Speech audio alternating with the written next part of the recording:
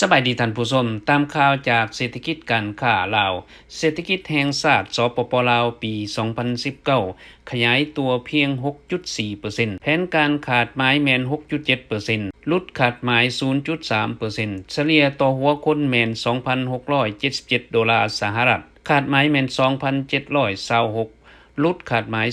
49 สาเหตุส่วนหนึ่งย้อนภัยพิบัติธรรมชาติพยาธิระบาดภัยแห้งแล้งและแขนงการผลิตที่เป็นพื้นฐานแบบยืนยงยังบ่ทันมีหลายถือว่าการขยายเศรษฐกิจปี 2019 ช้าลงสำหรับปี 2020 รัฐบาลได้วางขาดหมายพัฒนาเศรษฐกิจให้ขยายตัวบ่รุด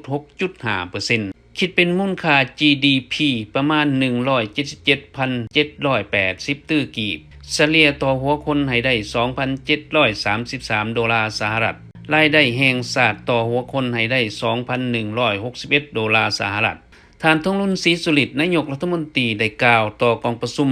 สมัยสามัญเทื่อที่ 8 ของสภาแห่งชาติสุดที่ 8 ในมื้อวันที่ 7 พฤศจิกายน ปี 2019 ว่าการขยายตัวของเศรษฐกิจ GDP ในปี 2019 บรรลุเพียงประมาณ 6.4% เท่านั้นแต่ว่าขาดหมายได้วางไว้นั้น 6.7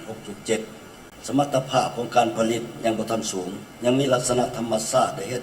การผลิตกสิกรรมติดพันกับอุตสาหกรรมปรุงแต่งบ่ทันขยายตัวดีและบ่สามารถแข่งขันกับสินค้านำเข้าและสินค้าของประเทศเพื่อนบ้านเฮ็ดให้เงินตราไหลออกต่างประเทศที่บ่สามารถควบคุมได้การปรับปรุงรัฐวิสาหกิจเป็นเรื่องงานที่รัฐบาลให้ความสำคัญทั้งใดกำหนดเป้าหมายบริษัทที่จะปรับปรุงชัดเจนแต่ภาคปฏิบัติยังมีความคืบหน้าช้าสำเร็จการกวดกาโครงการเซาและสัมปทานที่ดินของรัฐที่บ่มีการเคลื่อนไหวนำใช้ที่ถูกต้องหยุดเซาการสิ้นสุดสัญญาและปะละบ่เอาใจใส่จำนวน438โครงการกวดพบเห็น74โครงการบ่มีตัวตน110โครงการที่ถูกยกเลิก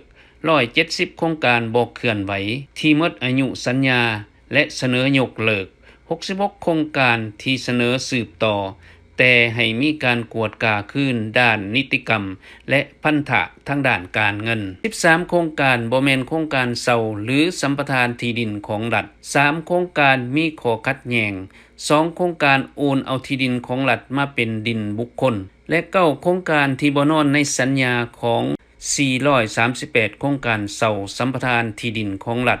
ที่แขวงเสนอยกเลิกปัจจุบันรัฐบาลจะดำเนินตามกฎหมายและระเบียบการอย่างเข้มงวดต่อผลของการกวดกาดังกล่าว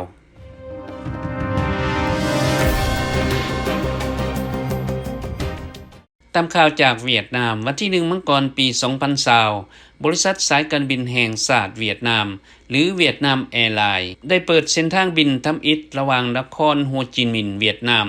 ไปถึงนครเซียงไฮ้ประเทศจีนด้วยเครื่องบิน Boeing 7870 Dreamliner ปัจจุบันเวียดนามแอร์ไลน์เป็นหนึ่งใน5บริษัทสายการบินในอาเซียนที่มีเครื่องบิน Boeing 7870 เข้าใช้ในสายการบินแห่งชาติคาดว่าเวียดนามแอร์ไลน์จะขนส่งผู้โดยสารไปยังนครเซียงไฮ้นครโฮจิมินห์190 คนในปี 2020